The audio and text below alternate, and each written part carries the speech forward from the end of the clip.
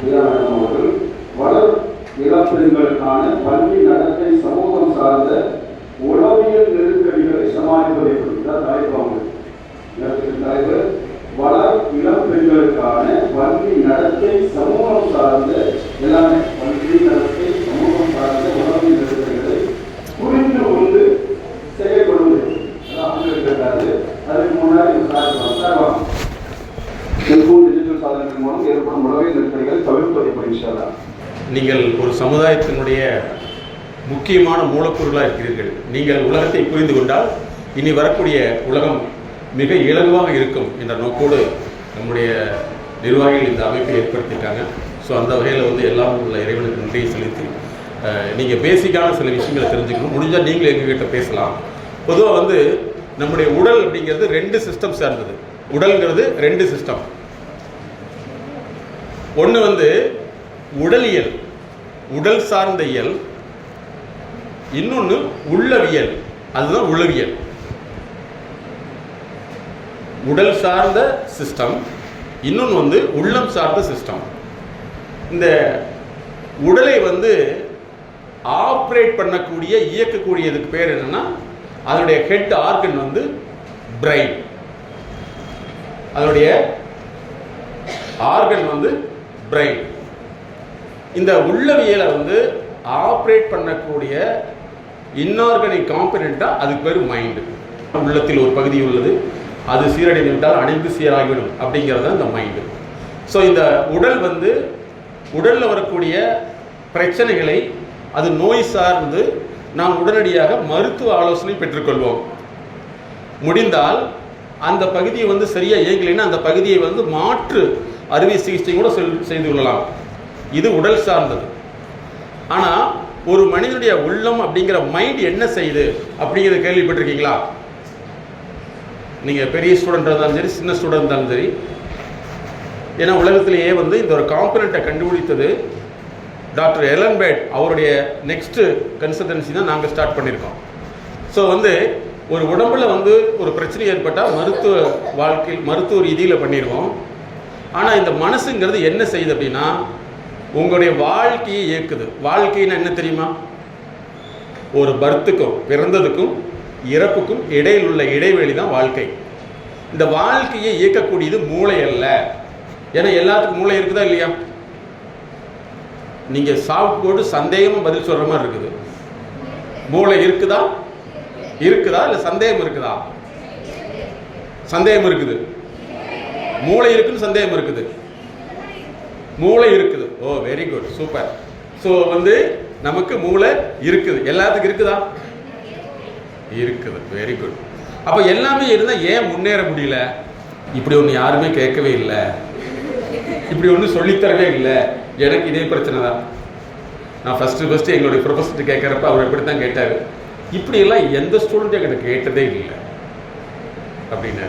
So எல்லாத்துக்கும் மூளை இருக்குது. ஆனால் அந்த மூளை உடலை மட்டும்தான் ஆப்ரேட் பண்ணணும். ஒருத்தருக்கு மூளை சரியாக வேலை செய்யணும்னு எப்படி தெரிஞ்சுக்கலாம் சொல்லுங்க பார்க்கலாம். நீங்கள் எது சொன்னாலும் தப்பு தான், அதனால் தைரியமாக தப்பாகவே சொல்லுங்கள். நீங்கள் கரெக்டாகவும் சொல்லவே வேண்டியதில்லை. எது சொன்னாலும் தப்பு தான். அந்த தப்பை கிளியராக சொல்ல தெரிஞ்சிங்கன்னா நீங்கள் ஏதாவது சாதனை பெண் இல்லைன்னா சோதனை பெண். சொல்லுங்கள், என்ன கேள்வி கேட்டேன்? எப்படி தெரிஞ்சுக்கிறது? எப்படி பாடி ஃபங்க்ஷன் ஸ்டாப் ஆகும்? சிலருக்கு அடுத்தவங்களுக்கு கொடுக்கறக்கே மனசு வர மாட்டேங்குது, பாடி ஃபங்க்ஷன் ஸ்டார்ட்டா. சிலருக்கு அடுத்தவங்க எடுக்கிறது மட்டும் தான் மனசு வருது இல்லையா? சரி, நீங்கள் கிட்டத்தட்ட கரெக்டாக சொல்லிட்டீங்க. ஒருத்தருடைய கைகால் வரல, பேரலைசிஸ், பக்கவாதம் சொன்னால் அவங்க மூளையில் ஒரு பகுதி வேலை செய்யலின்னு அர்த்தம். சரியா? மூளையில் ஒரு பகுதி வேலை செய்யினா கைகால் இயங்காது. இப்போ அடுத்த ஒரு கேள்வி, நம்ம மனசு வேலை செய்யலினா என்ன ஆகும்? என்ன ஆகும்? மனசு ஒர்க் பண்ணல என்ன ஆகும்? போர் அடிக்குமா? கோபம். Very good, super. நம்ம எல்லாமே இப்படி தான் சொல்லி கொடுத்துருக்காங்க. சரியா? நீங்கள் உங்கள் சொல்கிறது தவறே கிடையாது. நமக்கு சொல்லி கொடுத்தது அப்படித்தான். ஒருத்தருடைய மைண்டு வேலை செய்யலையே 4 விதமான ஃபெயிலியர் ஏற்படும். சரியா? ஒன்று 4 விதமான ஃபெயிலியர் ஏற்படும். இப்போ நீங்கள்லாம் படிச்சுட்டு இருக்கீங்களா? ஆமாவா இல்லையா? ஓகே, உங்களுக்கு ஒரு வேளை 10th படிக்கல 8th படிக்கல what ever it may be, final exam annual exam ஒன்று வந்ததா? வந்துச்சா? அதில் வந்து கொஸ்டின் பேப்பர் ஒன்று கொடுத்தாங்களா? அதில் ஆன்சர் எழுதியிருப்பீங்களா? மார்க் கம்மியாச்சும் உங்கள் வீட்டில் கேட்டாங்களா? அதுக்கு என்ன பதில் சொன்னீங்க? எல்லாம் தக்தி, எல்லாமே எழுதப்பட்டது. அப்படிதான் சொல்லியிருப்போம் இல்லையா? என்ன சொல்லியிருப்போம்? அடுத்த வெரி குட். டாக்டர்கிட்ட போய் ஆப்ரேஷன் பண்ண முன்னாடி பேஷண்ட் ஒரு மாதிரி ஆகிட்டாருன்னா டாக்டர் அப்புறம் கூப்பிட்டு அடுத்த தடவை நல்லா பண்ணி விட்டுறேன் அப்படின்னு சொன்னா எப்படி இருக்கும்? நீங்க நல்லாவே சிரிக்கலாம். சிலர் சிரிக்கிறதுக்கே பயமா இருந்தா மூணே உட்காந்துக்கணும், பெரியவே சிரிக்கலாம் இல்லையா? சிரிச்சா ரொம்ப நல்லது. தனியா சிரிச்சிடக்கூடாது, தனியா சிரிச்சா அது வேற. ஓகேவா? சரி. இப்போ மார்க் எடுக்கலைங்கிறப்ப என்ன சொல்லிங்க? நீங்க ஒன்று அடுத்த தடவை பார்த்துக்கலாம் அப்படி. இப்போ ரம்ஜான் வருது, பக்ரீத் வருது, ட்ரெஸ் இப்போ வேணாம், அடுத்த தடவை பார்த்துக்கலாம்னா என்ன ஆகும்? 4 பேர் என்னை பற்றி என்ன நினைப்பாங்க அப்படின்னு கேட்டிருப்போம். சரியா? சரி, என்ன பதில் சொல்லுவீங்க? இன்னொரு பதில், ஆளுக்கு ஒரு பதில் சொன்னா கூட வேலை முடிஞ்சு வச்சு 4 மணிக்கு இப்படியே ஓடிடலாம். மார்க் ஏன் எடுக்கலன்னு என்ன சொல்லுவீங்க? Question tough. ஏங்க பேஷண்ட்டை கியூர் பண்ணல? உடம்பு டஃப்பா இருக்குதுங்க.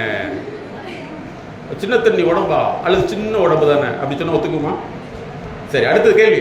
ஏன்னா கேள்விகள் வந்து கேட்கக்கூடாதுங்கிறது தான் உலகத்துடைய பிரின்சிபல். அதனால தான் நீங்கள் கேள்வியே படிக்கக்கூடாது, கேள்வியே உங்களுக்கு கொடுத்துடலான்னு சொல்லிட்டு அந்த காலத்தில் என்ன முறை கொண்டு இருக்காங்கன்னா, கொஸ்டினும் கொடுத்துறோம் ஆன்சர் கொடுத்துட, படித்து எழுது, நீ மட்டும் கொஸ்டினே கேட்கக்கூடாது. கொஸ்டின் கேட்டதுக்காக தான் சாக்ரேட்னு ஒன்று கேள்விப்பட்டிருக்கீங்களா? சாக்ரட்டிஸ் அவரை வந்து விஷம் கொடுக்கப்பட்டது அவர் கேள்வி சொன்னதுனால தான். சரியா? இஸ்லாத்தையும் கூட நீங்கள் முழுமையாக வந்து நம்பாதீங்க, ஆய்வு செய்து ஏற்றுக்கொள்ளுங்கள் தான் நமக்கு நபிகள் நாயகம் ஸல்லல்லாஹு அலைஹி வஸல்லம் சொல்லி கொடுத்துருக்காங்க. அப்படித்தானே? நம்ம வந்து எதுவுமே பிளைண்ட் பிலீஃப் கிடையாது. You must enquiry with scientific approach. ஓகேவா? சரி, இப்போ மார்க் ஏன் இல்லைன்னா என்ன சொல்லியிருப்பீங்க? நானே பதில் சொல்கிறேன்னே. நீங்கள் அடுத்த எக்ஸாம் பார்த்துக்கலாம், கொஸ்டின் டஃப்பு, அப்புறம் டீச்சர் எனக்கு வந்து என் மேலே வந்து பயங்கரமான முன்பகை, அதனால மார்க் கம்மி பண்ணிட்டாங்க அப்படி இல்லை சொல்லிட்டு கடைசியில் அதுக்குமே அவங்க ஒத்துக்கலைன்னா நசீபு நம்ம என்ன பண்ணுறது அப்படின்னு சொல்லிடுவோம் இல்லையா? ஆனால் ஆக்சுவலாக நீங்கள் ஒரு சிலர் என்ன சொல்லுவாங்கன்னா எனக்கு மனப்பாடமாகலின்னு சொல்லுவாங்க. அப்படி தானே? உங்கள் மனசு வந்து ஒரு சப்ஜெக்டை எடுத்துக்க முடியலைன்னா ஃபஸ்ட்டு வந்து உங்கள் மைண்ட் ஒர்க் பண்ணி நிறுத்த. மனப்பாடமாகலிங்கிறது மனசுக்குள்ளே தான் பாடம் போதே தவிர மூளைக்குள்ளே பாடம் போகிறது இல்லை. நீங்கள் யாராவது வந்து மூளைப்பாடமாகலின்னு சொல்கிறீங்களா? சொல்லுங்கள். எனக்கு நேற்றுலேருந்து மூளைக்கே கஷ்டமாக இருக்குது அப்படி சொல்கிறீங்களா? பேப்பரில் அடிக்கடி மூளை ஒடிந்து பெண் தற்கொலை அப்படி போடுறாங்களா? என்ன போடுறாங்க? மனமுடைந்து பெண் தற்கொலை. மனம் ஃபஸ்ட்டு வேலை செஞ்சுன்னா எஜுகேஷனல் இம்ப்ரூவ்மெண்ட் ஆகும். உங்களால் வந்து தொடர்ந்து படித்து திருப்பி மனப்பாடம் பண்ணுறீங்கன்னா உங்களுக்கு இருக்கிறது வந்து கன்வென்ஷன் லேர்னிங். அதாவது ஒன்றவே திருப்பி மனப்பாடங்கிற பேரில் வந்து பழக்கத்தில் செய்கிறது. ஸோ உங்களுடைய மைண்டு ஒர்க் பண்ணினா எஜுகேஷனல் இம்ப்ரூவ்மெண்ட் இருக்காது. ஃபஸ்ட்டு தெரிஞ்சுக்கணும். ஓகேவா? ஃபஸ்ட்டு இம்ப்ரூவ்மெண்ட் எஜுகேஷன் இருக்காது. செகண்ட் வந்து பொருளாதார வளர்ச்சி இருக்காது. உங்கள் ஃபேமிலியில் தொடர்ந்து ஒரு வேலை செய்கிறாங்க, பொருளாதாரத்தில் வளர்ச்சி இல்லைன்னா பொருளாதார வளர்ச்சி அடையாததுக்கு காரணம் உங்களுடைய மைண்டு ஒர்க் பண்ணலின்னு அர்த்தம். இப்போ கோவையில் உள்ள மிகப்பெரிய நிறுவனங்கள் பார்த்தீங்கன்னா நாங்கள் கன்சல்டண்ட்டாக இருக்கோம். சரியா? அவங்களுக்கு நம்ம பர்சனலைஸ் கன்சல்டண்ட்டாக இருக்கும். அப்போ வந்து எக்கனாமிக்கல் டெவலப்மெண்ட்டு வரலைன்னா நம்ம மைண்டு சரியாக ஃபங்க்ஷன் ஆகலின்னு அர்த்தம். ஃபாலோ பண்ண முடியுதா? மூணாவது, சமூகத்தில் ஒரு தனி அந்தஸ்து. சொசைட்டியில் நமக்குன்னு ஒரு இடம் இருக்கணும். நமக்குன்னு இடம் நம்மளை சொன்னால் மற்றவங்க புரிஞ்சுக்கணும், மற்றவங்க புரிகிற அளவுக்கு நமக்குன்னு ஒரு வளர்ச்சியை உருவாக்கணும்னா அது மூணாவது காம்பனண்ட். மைண்ட் ஒர்க் பண்ணுன்னா ஃபஸ்ட் எஜுகேஷனும், எக்கனாமி, சோஷியல் ஸ்டேட்டஸ், அதுக்கடுத்து சைக்கலாஜிக்கல் ஹெல்த். பல பேர்த்துக்கு வந்து எக்ஸாம் நாளைக்கு அப்படின்னாவே கரெக்டாக சொல்கிறீங்க. என்னது? அம்மா தொட்டுப்பாரு, லேசாக ஃபீவர் அடிக்கிற மாதிரி இருக்குல்ல. இன்னும் ஒரு சிலர் வந்து எங்கிட்ட நிறைய வருவாங்க. இந்த நேரத்து வந்து ஒரு லாங்குவேஜ் எக்ஸாமினேஷன் வெளிநாட்டில் நடந்தது. என்னுடைய ஸ்டூடெண்ட் தான் போகிறதுக்கு முன்னாடி 2 நாளைக்கு முன்னாடி அவனுக்கு டிசென்ட்ரி. நாங்கள் எங்கள்கிட்ட கூப்பிட்டு கேட்டாங்க, அவங்க எந்த மெடிசனுமே கொடுக்காதீங்க, நேராக கூட்டிகிட்டு போய் எக்ஸாம் எழுதுனே சரியாயிருன்னு சொல்லிட்டோம். சிலருக்கு வந்து என்னென்னா எக்ஸாம்னாவே வந்து காய்ச்சல், அப்புறம் டிசென்ட்ரி, அதுக்கடுத்து தலைவலி, அதுக்கடுத்து ஸ்டொமக் அப்செட். அதான் சொல்லிட்டீங்க, ஸ்டொமக் அப்செட்டு, சிலருக்கு வந்து என்னென்னா எந்த எதுவுமே செய்ய முடியாமல் அம்மாட்ட வந்து சப்போர்ட் கேட்பாங்க, அப்பாட்ட சப்போர்ட் கேட்பாங்க. நான் இருக்கிறதுனால உனக்கு எவ்வளோ சிரமமாக இருக்குது, என்னால் உனக்கு எந்த யூஸுமே கிடையாது, நான் லூஸாக இருக்கேன், யூஸாக இல்லை அப்படின்னு சொல்லி அவங்க வந்து பரவாயில்ல, பரீட்சை பற்றி கவலைப்படாத, 0 வாங்கினாலும் நான் உனக்கு ஹீரோவை ஏற்றுக்கிறேன் அப்படின்னா வெரி குட், அப்போ ஏற்றுக்குவீங்கல்ல அப்படின்னு சொல்லுவோம். ஸோ இதெல்லாமே சைக்கலாஜிக்கல் ஹெல்த். இந்த 4 காம்பனண்ட் மாத்திரம் தான் நாங்கள் கண்டுபிடிச்சது மைண்ட் செட் நாலேஜுங்கிற ஒரு கோட்பாடு. சரியா? ஒன்று, உங்களுடைய மைண்ட் ஒர்க் பண்ணி என்ன இருக்கும், எஜுகேஷன் ப்ராப்ளம் இருக்கும், எக்கனாமிக்கல் ப்ராப்ளம் இருக்கும், சோஷியல் ஸ்டேட்டஸ் இருக்காது, அப்புறம் சைக்கலாஜிக்கல் ஹெல்த். நிறைய பேருக்கு வந்து ஹார்ட் அட்டாக் வருது அல்லவா, அவங்களுக்கு யாருக்குமே ஹார்ட் அட்டாக் வர்ற காரணம் வந்து ஹார்ட்டில் வந்து அட்டாக் வரதே இல்லை, வாழ்க்கை பிரச்சனைகள் தான். இது நல்லா தெரிஞ்சுக்கணும். சர்க்கரை வியாதி, பிளட் ப்ரெஷர், இதெல்லாமே வந்து வாழ்வியல் சார்ந்த பிரச்சனைகளை சமாளிக்கக்கூடிய திறன் இல்லாததுனால தான் நிறைய நமக்கு ப்ராப்ளம் இருக்குது. அதுக்கான ஒரு கன்சல்டன்சி அவசியங்கிறது வந்து நமக்கு தெரியாது. நிறைய பேருக்கு இந்த விஷயமே புரியாது. உதாரணத்துக்கு வந்து ரத்தத்தை டெஸ்ட் பண்ணுற லேபு கேள்விப்பட்டிருக்கீங்களா? உங்களுக்கு எந்த வயசில் தெரியும்? வயசுல கூட தெரியல சார்ங்கிறீங்களா? எப்போ தெரியும்? ஒரு 5 வருஷத்துக்கு முன்னாடி தெரியுமா? சரி, மனசை வந்து டெஸ்ட் பண்ணுறதுக்கு லேப் கண்டுபிடிச்சு 1879. எப்போ? 1879. எங்கள் சப்ஜெக்ட் வந்து உளவியல்ங்கிறது மென்டலுக்கு அல்ல. மென்டலை நாங்கள் பார்க்க போகிறதே கிடையாது, வளர்ச்சி அடைகிற குழுங்க தான். சரியா? இங்கே டவுன் ஹால்னு ஒன்று இருக்குது, தெரியுமா? இருக்கு, தெரியுமா? அங்கே எதை போய் பார்த்துருக்கீங்களா? ஒரு முக்கோணம் மட்டும் ஒரு பில்டிங் தெரியுமா? முன்னாடி இருக்குல்ல, அந்த பில்டிங் எப்போ கட்டப்பட்டது தெரியுமா? தெரியாது. இதெல்லாம் நீங்கள் போய் பார்க்கணும். 1892. 1892 விக்டோரியா மகாராணி காலத்தில் கட்டப்பட்டது. அதுக்கு முன்னாடியே வந்து ஒரு மனிதனை மனசை வந்து கண்டுபிடிக்க முடியுங்கிறத லேப் கண்டுபிடிச்சிட்டாங்க. ஃபாலோ பண்ண முடியுதுங்களா? அதனால் வந்து நீங்கள் இந்த காலகட்டத்தில் இருக்கிறதுனால வந்து உங்களை வந்து இயக்கக்கூடியது என்னென்னா ஆர்டிஃபிஷியல் இன்டெலிஜென்சி. என்னது ஆர்டிஃபிஷியல் இன்டெலிஜென்சி அப்படின்னா, நீங்கள் செல்ஃபோனை நீங்கள் வந்து எதை தொடர்ச்சியாக பார்க்குறீங்களோ அது எல்லாமே வந்து அவங்க க்ளவுடு ஸ்டோரேஜில் உங்களுடைய கேரக்டர் எல்லாமே அதை ஸ்டடி பண்ணிக்கும், உங்களுக்கு தேவைப்பட்டது கொடுத்துக்கிட்டே இருக்கும். அதை பார்த்துக்கிட்டு நம்ம ஏமாந்துருவோம், அல்லது நம்மளை ஏமாற்றிடுவாங்க, அல்லது நம்ம வந்து கனவுல இருப்போம். ஸோ இது வந்து ஆர்டிஃபிஷியல் இன்டெலிஜென்சி. ஃபாலோ பண்ண முடியுதா? ஆனால் உங்களுக்கு இதில் நீங்கள் சக்ஸஸ் ஆகணும்னா உங்களுக்கு தேவை ஹியூமன் இன்டெலிஜென்சி. என்ன தேவை? Human intelligence. அந்த ஹியூமன் இன்டெலிஜென்சி இல்லாதனால தான் நம்ம என்ன செய்கிறோம்னா ஆர்டிஃபிஷியல் இன்டெலிஜென்சிக்கு வந்து அடிக்ட் ஆகிடும். அதனால் வந்து பெண்களாகி நீங்கள் முதல்ல வந்து புரிஞ்சிக்க வேண்டிய விஷயம்னா, எந்த காரணத்தை கொண்டு டிஜிட்டல் அடிக்ஷனுங்கிறது போயிடவே கூடாது. ஏன்னா டிஜிட்டல் அடிக்ஷனுங்கிறது உங்களுக்கு இந்த ஷார்ட் பார்க்குற மாதிரி இருக்கும், நிறைய இன்ஃபர்மேஷன் தேவைப்படுற மாதிரி இருக்கும். இன்ஃபர்மேஷன் உங்களுக்கு வந்து நீங்கள் சாதாரண சோசியல் மீடியாவில் வரவே வராது. அப்படி இன்ஃபர்மேஷன் நீங்கள் வாங்கணும்னா 3000-4000 பணம் கட்டி அதுக்கு ரிசோர்ஸ் இருக்குது, அதில் தான் வாங்க முடியும். கூகுள்ங்கிறது வந்து ரிசர்ச்சுக்கான ரிசோர்ஸ் கிடையாது, என்டர்டெயின்மெண்ட் ரிசோர்ஸ். புரிஞ்சுக்கணும். ஃபாலோ பண்ண முடியுதுங்களா? ஃபாலோ பண்ண முடியுதா? அப்போ நீங்கள் வந்து என்னென்னா அதில் வந்து இருக்கிறது எல்லாமே வந்து உங்களை டிஜிட்டல் கன்சியூமராக மாத்திரம் தான் அது வேலை. என்னது? Digital consumer. அப்போ இதுக்குள்ளே நீங்கள் போகையில் வந்து நிறையா உங்களை நீங்கள் வந்து தொடர்ந்து வந்து நீங்கள் உங்கள் முகத்தையே காமிக்கலீங்கன்னு பரவாயில்ல, உங்களை வந்து ஏஐ ஈஸியாக கண்டுபிடிச்சிடும். நீ ஒரு பெண் தான் கண்டுபிடிச்சிடும். அப்போ வந்து சமூகத்துக்கு புறம்பான சக்திகள் அது உங்களை மிஸ்யூஸ் பண்ணிடுவாங்க. அதனால் நீங்கள் டிஜிட்டலை பொறுத்தல வந்து ரொம்ப கான்சியஸாக இருக்கணும். அது உங்களுக்கு தேவையா இல்லையாங்கிறத வந்து முடிவு பண்ணிவிட்டு நீங்கள் புத்தகங்களில் அதிகமாக தேடலாமே தவிர சோஷியல் மீடியாவில் அதிகமாக தேடுறதை நீங்கள் தவிர்த்துட்டிங்கன்னா உங்களுடைய வாழ்க்கை சிறப்பாக இருக்கும். ஃபாலோ பண்ண முடியுதா? அப்போ நீங்கள் தெரிஞ்சுக்க வேண்டியது டிஜிட்டல் யுகங்கிறது வந்து பார்த்தீங்கன்னா எல்லாமே டிஜிட்டல் கன்சியூமராக மாத்திரம் தான். உங்களை வந்து ஒன்ஸ் நீங்கள் பார்த்துட்டீங்க அப்படின்னா அது சம்மந்தமான டீட்டெயில் உங்களுக்கு கொடுத்துட்டே இருப்பாங்க. அதை பார்த்துட்டு நம்ம அதில் வந்து ஏமாந்துருவோம். அதே மாதிரி உங்களுக்கு வரக்கூடிய எந்த ரிக்வஸ்ட்டாக இருந்தாலும் சரி ஆல்ரெடி உங்களுக்கு தெரிஞ்சது தான். பட் இன்றைக்கி வந்து நாங்கள் பார்க்கக்கூடிய கேசஸ்ன்னு பார்த்தீங்கன்னா ஒரு வாரத்துக்கு 10 கேசஸ் பார்க்குறோம். நம்ம சமுதாயத்தை பெண்கள் வந்து பல்வேறு வகையில் மாட்டிக்கிட்டு அதுலேருந்து வெளியில் வர முடியாமல் அது தான் செஞ்சது கரெக்ட்னு சொல்கிறதுக்கு வந்துருக்குது. அதனால் உங்களுக்கு தேவை வந்து டிஜிட்டல் இன்டெலிஜென்சி. என்னது? Digital intelligence.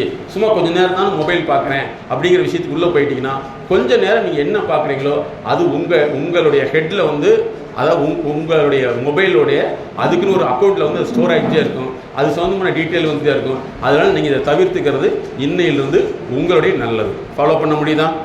சரியா? அதே மாதிரி நிறையா வந்து இந்த மீடியா வந்து என்ன செய்யும்னு சொன்னால் சமூகத்துக்கு புறம்பான செய்திகளை தான் உங்கள்கிட்ட கொண்டு போய் சேர்த்தும், அதைத்தான் ப்ரொமோட் பண்ணும். எங்களுக்கு வந்து நாங்கள் மீடியா சைக்காலஜி கார்பரேஷன் ஒரு டிபார்ட்மெண்ட் வச்சுருக்கோம். எங்களுடைய எம்எஸ்கே லைஃப் கிளினிக் ஃபவுண்டேஷனில் 360 கன்சல்டன்சி சர்வீஸ் வச்சுருக்கோம். அதில் மீடியா சைக்காலஜின்னு தனியாக வச்சுருக்கோம். அது முக்கியமாக என்னென்னா, நீங்கள் வந்து மீடியாவை பொறுத்தல வந்து எதை வந்து பார்க்குறீங்களோ அவங்கள நீங்கள் என்கரேஜ் பண்ணுறீங்கன்னு அர்த்தம். என்ன செய்கிறீங்க? என்கரேஜ் பண்ணுறீங்க. அப்போ அவங்க மீண்டும் மீண்டும் அந்த தவறான பதிவுகளை போடுறதுக்கு வாய்ப்பாக இருக்கும். அதனால் நீங்கள் வந்து டிஜிட்டல் விஷயத்துலேருந்து நீங்கள் அதில் தவிர்த்துக்கிட்டு உங்களை வளர்ச்சிக்கு இருக்குதா நீங்கள் பார்க்கணும். ஃபாலோ பண்ண முடியுதா? சரி. அதே மாதிரி உங்களுக்குள்ள வந்து இந்த டிஜிட்டல் விஷயத்தில் இன்னும் என்னென்னா, நிறைய பெண்களாக இருக்கிறவங்க ஆண்களுக்கும் இந்த ஒரு பழக்கம் இருக்குது. யாராவது ஒருத்தர் மொபைலை செக் பண்ணிகிட்டே இருக்கிறது, அது வீட்டில் இருக்கிற மொபைலாக இருக்கலாம், மற்றவங்க மொபைலாக இருக்கலாம். இந்த மாதிரி பழக்கங்கள் உங்களுக்கு வரக்கூடாது. இதுக்கு பேர் டிஜிட்டல் டிசீஸ். என்னது? Digital disease. இந்த டிசீஸ் வந்துருச்சுன்னா நிறைய பெண்களுடைய வாழ்க்கை கெட்டு போகிற காரணம் என்ன? இதை நிறைய பேர் சொல்லி கொடுப்பாங்க. வீட்டில் வந்து இருக்கிற மொபைலை செக் பண்ணி பாருன்னு சொல்லிட்டு அந்த மாதிரி ஒரு விஷயத்துக்கு போயிடாதீங்க. அது மிகப்பெரிய உளவியல் சிக்கலை ஏற்படுத்திடும். அதனால் இந்த டிஜிட்டல் டிசீஸில் நீங்கள் உங்களை காப்பாற்றிக்கணும். ஃபாலோ பண்ண முடியுதுங்களா?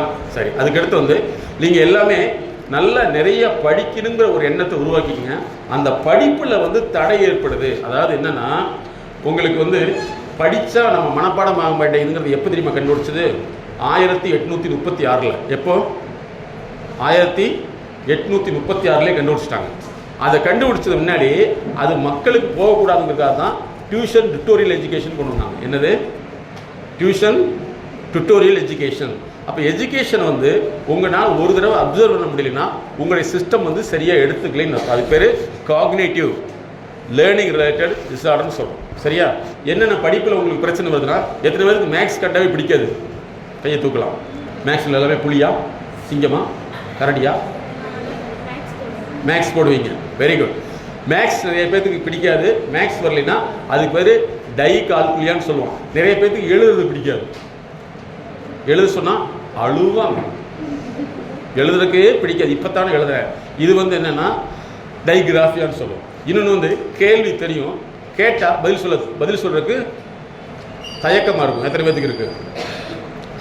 இது ஒரு டைஃப்ரேசியன்னு சொல்லுவோம். இந்த மாதிரி லேர்னிங் ரிலேட்டடாக நிறைய டயக்னோசிஸ் பண்ணி அதை மாற்றிட்டோம்னா நீங்களும் சக்ஸஸ்ஃபுல்லாக வர முடியும். அதுக்கு தான் நாங்கள் வேர்ல்டு ஃபஸ்ட்டாக லேர்னிங் லேப்னே வச்சுருக்கோம். பிளட் லேப் இருக்குல்லவா, அதே மாதிரி லேர்னிங் லேப். அதனால் உங்களுடைய ஸ்டடீஸுடைய ஹவர்ஸ் வந்து இன்னும் அதிகப்படுத்துங்க.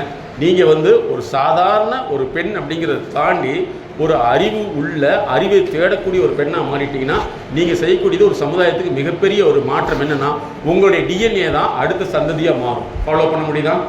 உங்களுடைய டிஎன்ஏ. உதாரணத்துக்கு உங்களுக்கு வந்து நிறைய சினிமா நடிகர்களையோ அல்லது தேவையற்ற விஷயங்களோ பார்க்குறீங்கன்னா உங்கள் டிஎன்ஏவில் அது எப்படி ஸ்டோர் ஆகிட்டே இருக்கும். நம்ம வரக்கூடிய ஜென்ரேஷன் என்னவா மாறும்? அதுவும் மாறும். அப்போ நீங்கள் என்ன செய்யணும்னா, மார்க்க வழிமுறைகள் இப்படி உங்களுடைய அறிவை அதிகப்படுத்திட்டே வரணும். அந்த அறிவில் தடை ஏற்படுது. எனக்கு இங்கிலீஷ் பேச முடியல. நிறைய பேருக்கு இங்கிலீஷில் பேச முடியாது இல்லையா? நிறைய பேருக்கு இங்கிலீஷ் படித்தாவே பிடிக்காது. இன்னும் ஒரு சிலருக்கு வந்து என்னென்னா, யாராவது அட்வைஸ் பண்ணாவே பிடிக்காது. இருக்கீங்களா?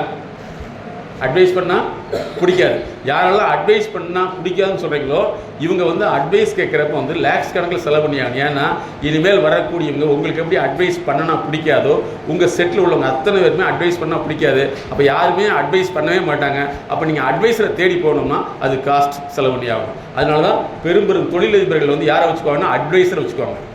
யாரை வச்சுக்குவாங்க? அட்வைஸர். மேடமும் நானும் நிறைய கம்பெனி நிறுவனருடைய எம்டிகளுக்கு அட்வைஸராக இருக்கும். எதுக்குன்னா அவங்களுக்கு அட்வைஸ் பண்ணுறது கிடையாது, அவங்களுடைய வளர்ச்சிக்கு இம்ப்ரூவைஸ் பண்ணுறது. ஃபாலோ பண்ண முடியுதுங்களா? அப்போ நீங்கள் இதிலிருந்து என்ன செஞ்சுக்கணும்? உங்களுடைய வாழ்க்கையை வந்து 4 வகையில் மெஷர் பண்ணிக்கலாம். புரியுதா? இப்போ எஜுகேஷன் அப்படின்னு போடுங்க. எஜுகேஷன் போட்டு ஒரு கிராஃப் போட்டிங்கன்னா அது எத்தனை டிகிரி போடுவீங்க? எஜுகேஷன் ஒரு கோடு போட்டுங்க. சரியா? இது என்ன ஆக்சஸ்? இது இப்படி போட்டால் என்னது? இப்படி போட்டால் எக்ஸ் இல்லையா? இந்த எக்ஸ் எக்ஸில் வந்து உங்களுடைய எஜுகேஷன் அப்படின்னு போட்டு நீங்கள் எத்தனை டிகிரி மார்க் பண்ணுவீங்க? எத்தனை டிகிரி உங்களுடைய எஜுகேஷன் பைவல் உங்களுடைய மார்க் வச்சு பாருங்கள். உங்களுடைய எஜுகேஷன் எவ்வளோ தூரம் இருக்குது? நிறைய பேருக்கு பேனா வச்சுருக்கீங்களா? சரி.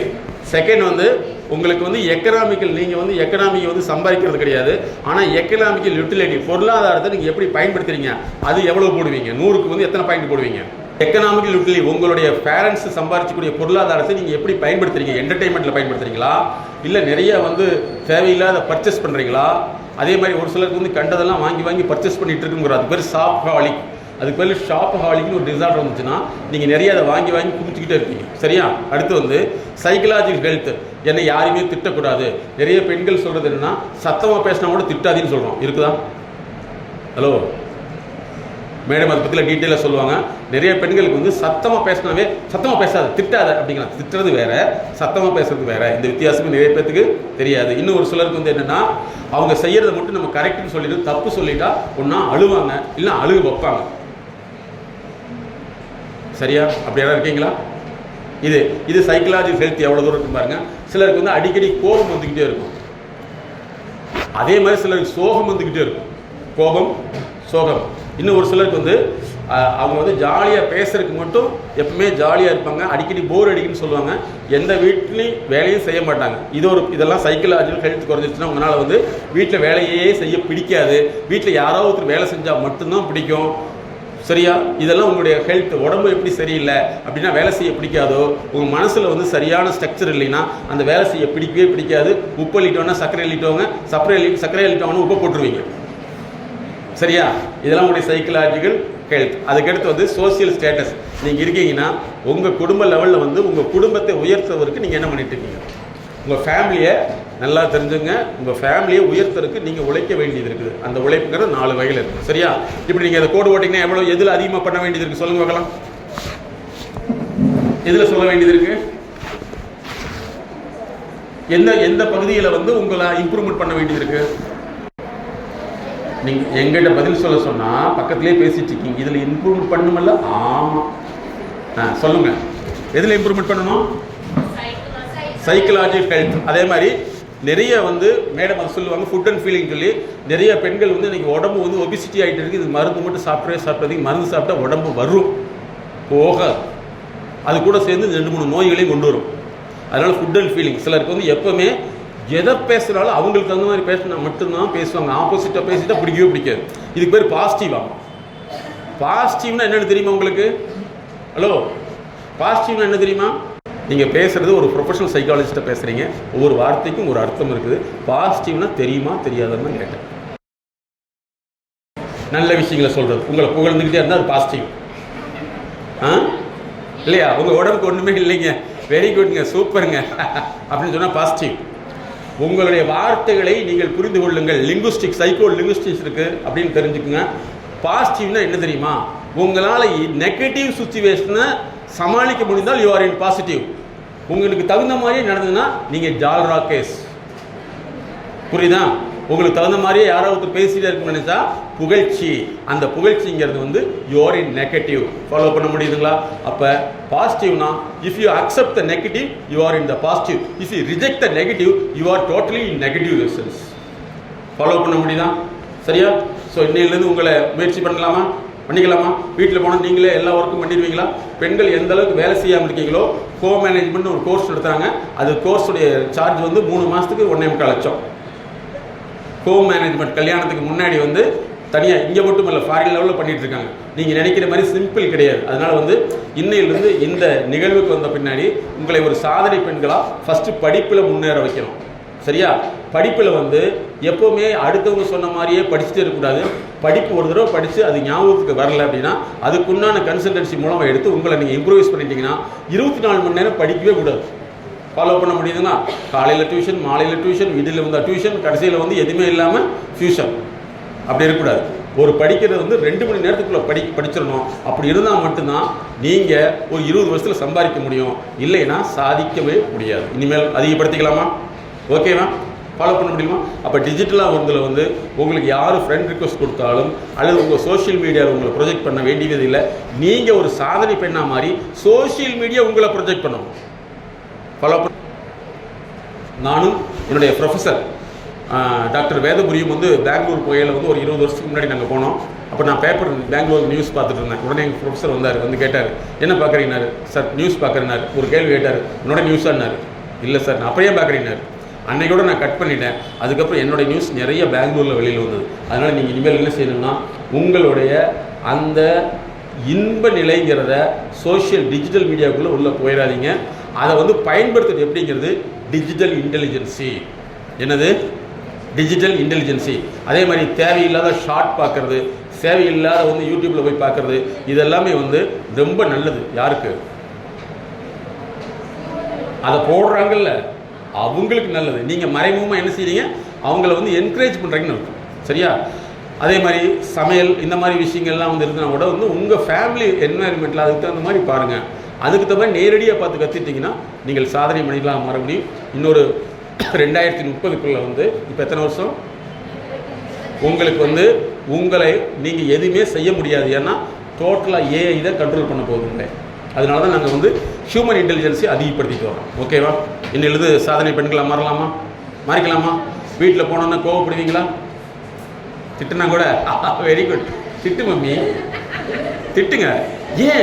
ஏன் திட்ட நிறுத்தி கொண்டாய், சற்று திட்ட வேண்டியதானே அப்படின்னு கேட்டு உடனே அவங்க ஆச்சரியப்பட்டு, என்னது மதியானம் வரைக்கும் இந்த பிள்ளை நல்லா தான் இருந்தது, மதியானத்துக்கு பிள்ளை இருந்து இப்படி மாறிடுச்சு அப்படின்னு சொல்கிற அளவுக்கு வந்து சாதனை பெண்ணாக வந்துடணும். நிறைய வந்து புத்தகங்களை படிக்க ஆரம்பிச்சிருவீங்களா? ஓகேவா? நீங்கள் இருக்கிறவங்க அத்தனை பேருமே வந்து இங்கே சமுதாயத்தை நல்லா தெரிஞ்சுங்க. நீங்கள் சமுதாயத்தை காப்பாற்றக்கூடிய, அந்த சமுதாயத்தை அறிவுடையவே மாற்றக்கூடிய ஒரு பொறுப்பு உங்ககிட்ட இருக்குது. நீங்கள் யாரோ பெற்ற குழந்தை, யாரோ ஒரு வீட்டில் வளர்கிறோம், யாரோ வீட்டில் போய் வாழ்வோங்கிற எண்ணத்தை மாற்றிக்கொண்டு நீங்கள் ஒரு 1000 வருஷம் 3000 வருஷத்துக்கு தேவையான டிஎன்ஏ உங்ககிட்ட தான் மாற்றப்பட வேண்டும். சரியா? எத்தனை வருஷத்துக்கு? 3000 வருஷத்துக்கு முன்னாடி டிஎன்ஏ ஒரு மனிதன் வந்து பிறந்துட்டான்னா அவருடைய சந்ததி கட்டாகிற வரைக்கும் வந்து அந்த நினைவுகள் செயல்கள் அப்படியுமே அடுத்த டிஎன்ஏவை மாறிட்டு இருக்கோம். ஸோ இன்னையிலேருந்து அப்படி நீங்கள் முயற்சி பண்ணிங்கன்னா நீங்களும் ஒரு சாதனை பெண்ணாக மாற முடியும். ஸோ இந்த வாய்ப்பை ஏற்படுத்தி கொடுத்த நிர்வாகத்திற்கு உங்களுக்கு நன்றி தெரிவித்து அடுத்து மேடம் உங்களை டிஸ்கஸ் பண்ணுவாங்க. நீங்கள் லேடிஸுக்கு முறையில் உங்கள்கிட்ட நிறைய கேள்விகள்லாம் கேட்கலாம். எப்போ மேடம் சீக்கிரம் எங்களை விடுவீங்க மட்டும் கேட்டக்கூடாது. சரியா? ஓகே. கேள்வி கேட்க சொல்ல வெரி குட், நல்ல கேள்வி. எப்போ மேடம் பார்ப்பீங்க எங்களை விட்டுட்டுன்னு கேட்டுறாதீங்க. அவங்க வந்து உலகத்திலேயே முதல் முதலாக பெண்களுக்கான முதலுதவி, உலகத்தில் எந்த பகுதியில் இருந்தாலும் பெண்களுக்கான முதலுதவிக்கு ஜஸ்ட்டுக்காரனே ஆரம்பிச்சிருக்காங்க. அதை பற்றி என்ன உங்களுக்கு டீட்டெயில் கொடுப்பாங்க. நீங்கள் பெண்கள் சம்மந்தப்பட்ட பல்வேறு பிரச்சனைகளை கேட்கலாம். அது முக்கியமான இன்னொரு விஷயம் நல்லா தெரிஞ்சுங்க. தேவையற்ற நட்புகளை நீங்கள் சுத்தமாகவே தவிர்த்துக்குங்க. சரியா? ஒரு ப்ரொஃபஷனல் அட்டாச்மெண்ட் இருந்தால் பிரச்சனையே இல்லை. சாதாரணமாக உங்கள் லெவலில் உள்ளவங்கள சிந்திக்கிறத செயல்பட விட்டுட்டு நீங்கள் ஒரு சாதனை பெண்ணாக மாற வேண்டும் என்று எல்லாம் உள்ள இறைவனிடத்தில் பிரார்த்தித்து இன்னும் சந்திப்போம். Thank you, all the best. இப்போ மேடம் உங்களை கனெக்ட் பண்ணுவாங்க. நீங்கள் நிறைய விஷயங்களை டிஸ்கஸ் பண்ணிக்கலாம்.